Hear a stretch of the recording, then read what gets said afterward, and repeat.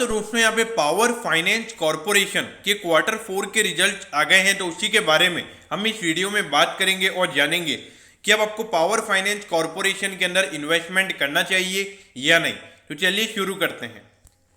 तो देखिए, सबसे पहले अगर हम यहाँ पे डिविडेंड की बात करें तो 2 रुपीज़ का डिविडेंड यहाँ पे कंपनी ने रिकमेंड किया है, यानी कि अगर आपके पास 100 शेयर्स हैं तो आपको यहाँ पे 200 रुपीज़ का डिविडेंड मिलेगा। अब इसके बाद अगर हम रेवेन्यू की बात करें तो पिछले क्वार्टर के कंपैरिजन में यहाँ पे 1% रेवेन्यू गिरकर 18,148 करोड़ का यहाँ पे कंपनी का टोटल रेवेन्यू निकल कर आया है। अब इसके बाद अगर हम क्वार्टरली बेसिस पर अगर हम नेट प्रॉफिट की बात करें तो वो यहाँ पे 1.4% गिरकर 3,906 करोड़ का यहाँ पे कंपनी का नेट प्रॉफिट निकल कर आया है। तो देखिए, क्वार्टरली बेसिस पर एकदम कांस्टेंट परफॉर्मेंस, मतलब ज़्यादा गिरावट देखने को नहीं मिल रही है अगर हम रेवेन्यू और नेट प्रॉफिट की बात करें तो।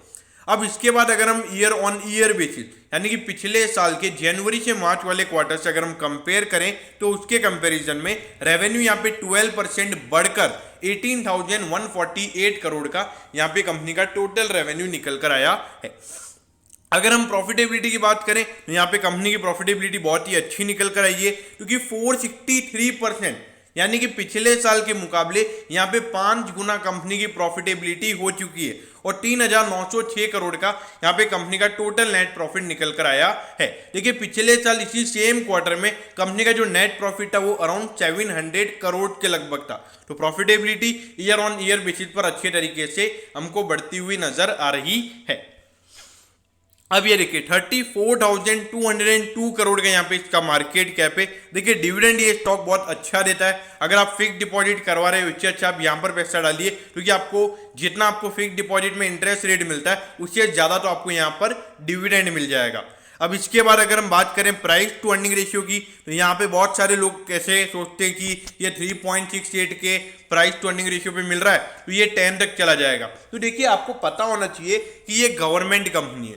तो गवर्नमेंट कंपनी तो क्या होता है, कॉर्पोरेट गवर्नेंस यहाँ पर गवर्नमेंट का होता है। तो अगर यहाँ पे कल तो अगर कुछ भी होता है तो वहाँ पर गवर्नमेंट इंटरफेरेंस की वजह से यहाँ पे जो हमारे फॉरेन इन्वेस्टर्स हैं वो यहाँ पर इन्वेस्टमेंट नहीं करते हैं। तो इसीलिए चाहे यहाँ पे फाइनेंशियल कितने भी बढ़िया क्यों ना हो, ये स्टॉक आपको प्रीमियम वैल्यूएशन पर ट्रेड होते हुए नजर नहीं आते हैं।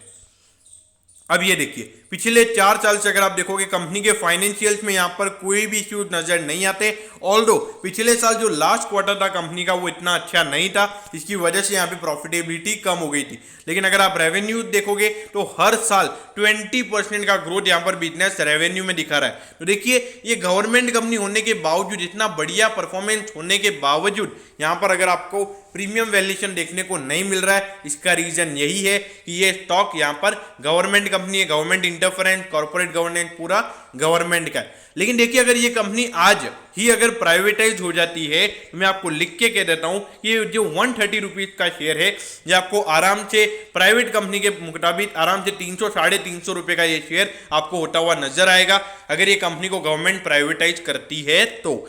अब इसके बाद अगर हम देखें तो 168 का इसका ऑल टाइम हाई है। तो अगर आप हाई से कंपेयर करोगे तो अभी अराउंड 20% ये अपने ऑल टाइम हाई से आपको अभी डिस्काउंट पे मिल रहा है। तो देखिए, ये स्टॉक एग्रेसिव इन्वेस्टर्स के लिए बिल्कुल भी नहीं है। ये स्टॉक एकदम जो कंजर्वेटिव इन्वेस्टर है, मतलब अपना डिविडेंड एंजॉय करना चाहते हैं और उसके अलावा थोड़ा 3-4% का हर साल कैपिटल एप्रिसिएशन मिल जाए तो डेफिनेटली यहाँ पर कंजर्वेटिव इन्वेस्टर इस स्टॉक में इन्वेस्ट कर सकता है।